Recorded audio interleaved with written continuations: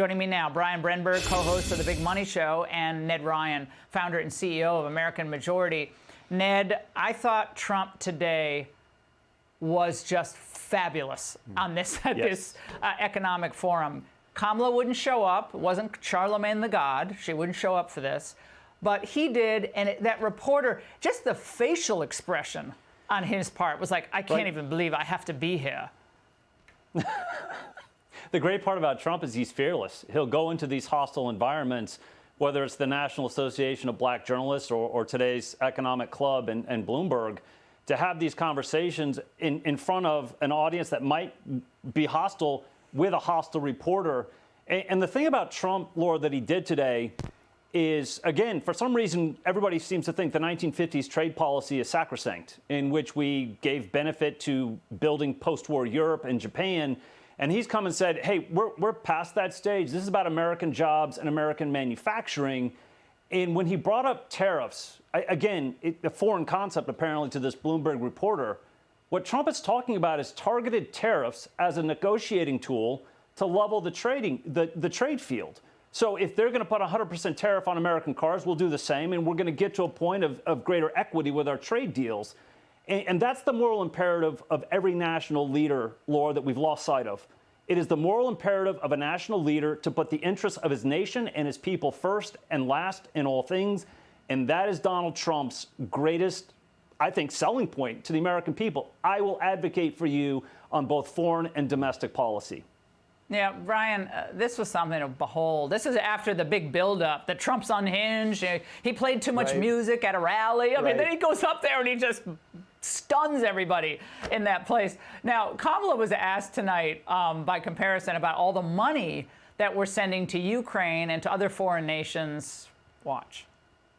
Why are we sending money to other countries when we desperately need it in our own country for homeless, housing, resources, for whatever? That's one of the reasons the America First rhetoric resonates. What do you say to that?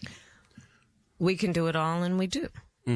So, first of all, I maintain very strongly America should never pull ourselves away from our responsibility as a world leader. Oh, Brian, dollars and cents, a foreign concept to her. We're $35 trillion in debt. We spent $200 billion in Ukraine. Doesn't look like Ukraine is winning. The experts have been wrong about that, too. How is this resonating with black audiences or any audience? They're saying we obviously can't do it all, Vice President. You haven't done any of the things that we care about. There are always trade-offs when it comes to the economy and how we spend our money.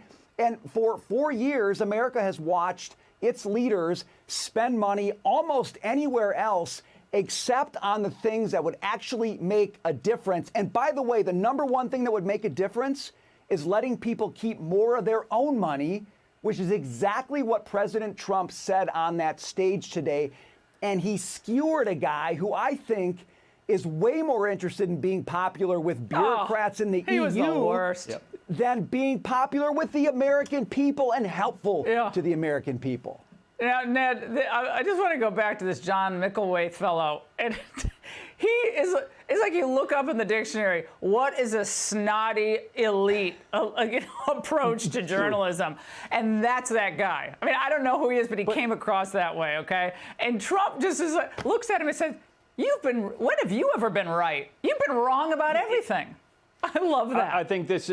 Yeah, this is kind of the beginning of the end of the so-called expert class on a whole host of fronts. But I think the thing that was really interesting to me today, Laura, again, kind of a hostile crowd at the beginning. At the end, it was a enthusiastic standing ovation for Donald Trump. And think about it. 3 years ago, people said, Trump's done. He's gone. He's never coming back. And today, an enthusiastic standing ovation by what you would consider the economic elite of America.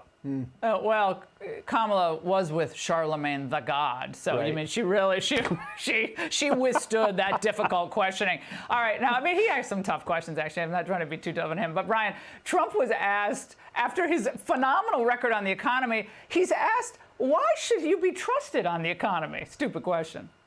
Yeah, like, aren't track records part of the deal here? I mean, the track record is everything. Put his track record against Kamala's track record. They both have one. We don't need experts. We don't need to theorize. We don't need to wonder what's going to happen. All you got to do is look at what's happened and ask yourself, where was I thriving the most? And that, by the way, is why so many minority voters are moving toward Trump, because they remember the wage gains and the income gains. Never underestimate the importance of those things, because that's how families make life work. Clinton, Greenspan, Bush, and the entire globalist class told us China and the WTO, permanent trade relations status, would make them freer, and they'd be coming to the world full. Well, now they're beginning to eat our lunch. That's great. So they were right? Brian and Ned, thank you both. Hey, Sean Hannity here. Hey, click here to subscribe to Fox News YouTube page and catch our hottest interviews and most compelling analysis. You will not get it anywhere else.